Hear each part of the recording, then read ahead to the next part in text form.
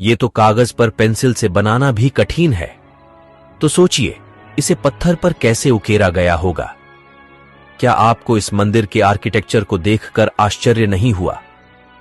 हमारे प्राचीन पूर्वज जो धोती कुर्ता पहने वाले इंजीनियर थे, वह इतने विकसित थे, तो हमें यह क्यों बताया गया कि अंग्रेज भारत आए तब हम विकसित हुए?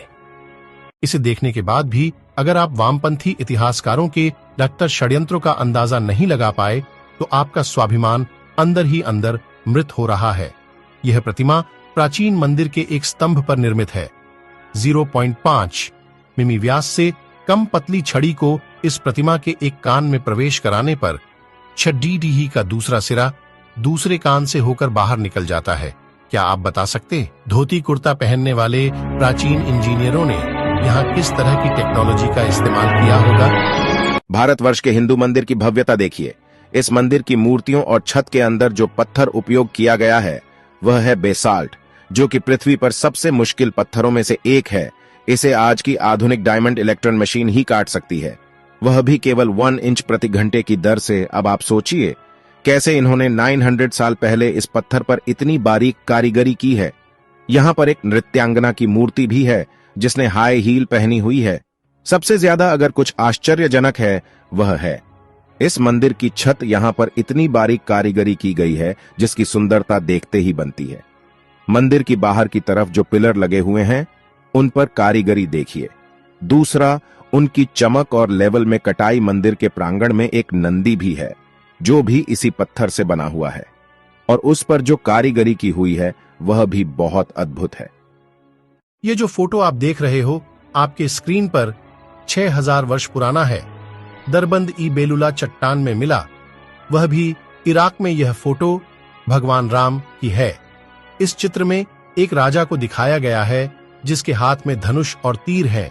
चित्र को गौर से देखिए, नीचे की तरफ जिसमें हनुमान जी की छवि दिखाई दे रही है।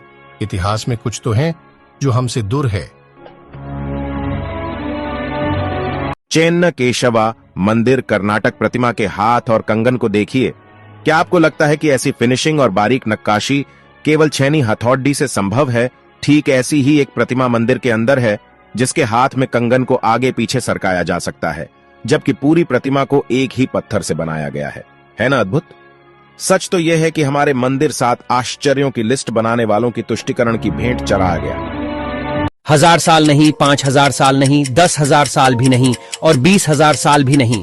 बात करते हैं करीब 28,500 साल की, जब इस धरती लोक में कोई अब्राहमिक रिलीजन जैसे कि क्रिश्चियनिटी और इस्लाम एग्जिस्ट ही नहीं करते थे। बात हो रही है कल्प विग्रह की। साल 1859 में नेपाल में शिव जी की एक ऐसी सॉलिड ब्रोंज से बनी मूर्ति मिलती है जिसे जब यूनिवर्सिटी ऑफ कैलिफोर्निया में रेडियो कार्बन डेटिंग की जाती है तो यह पता चलता है कि यह मूर्ति करीब 26,000 साल से 28,000 साल पुरानी हो सकती है, जो पूरे हिंदू इतिहास में धरती पर मिला सबसे पुराना लॉर्ड शिवा का आइडल था। न जाने ऐसे कई पुराने इतिहास भारत से लेकर पूरे दुनिया भर में दबे पड़े होंगे जो समय समय पर मानव को आश्चर्यचकित कर देती हैं। भारत के लोगों ने आखिरकार ये कैसे किया? भारत में है दुनिया का एकलौता ऐसा मंदिर जो सीधा नहीं बल्कि उल्टा बनाया गया है। गुजरात में एक बावरी है जो रानी उदयवती द्वारा 900 साल पहले निर्मित की गई थी। ये 100 रुपए के नोट के पीछे भी बनी हुई है, सरस्वती नदी तट पर स्थित रानी की वास में। इस मंदिर में ज्यादातर भगवान विष्णु की मूर्तियां हैं। इस बावरी को उल्टे मंदिर के रूप में बनाया गया है जो पानी की पवित्रता को उजागर करता है। अगर आप इस मंदिर को देखेंगे तो आपको उलटे लिखे पंक्तियां और 800 से अधिक मूर्तियां के साथ इस मंदिर में सारे सीढ़ियां नीचे की ओर जाते हैं। 1890 में आर्कियोलॉजिकल सर्वे ऑफ इंडिया के द्वारा इसे खोजा गया और इसे पूरा बाहर लाने में लगभग 30 साल का समय लगा। अद्भुत कैसे? इतना घर्षण रहित तो बेयरिंग लगाने पर भी न चल सकेगा। भारत के मंदिरों की अद्भुत अविश्वनीय कुशल शिल्पकारी एक ही पत्थर को काटकर नक्काशी तक तो ठीक थी, पर पत्थर के अंदर इतनी घर्षण कैसे? मेरे पास शब्द नहीं है, आप ही कुछ बताइए कमेंट्स पर। बस हम और आप कल्पना कर सकते हैं, आधुनिक मशीन भी नहीं कर पाएगी।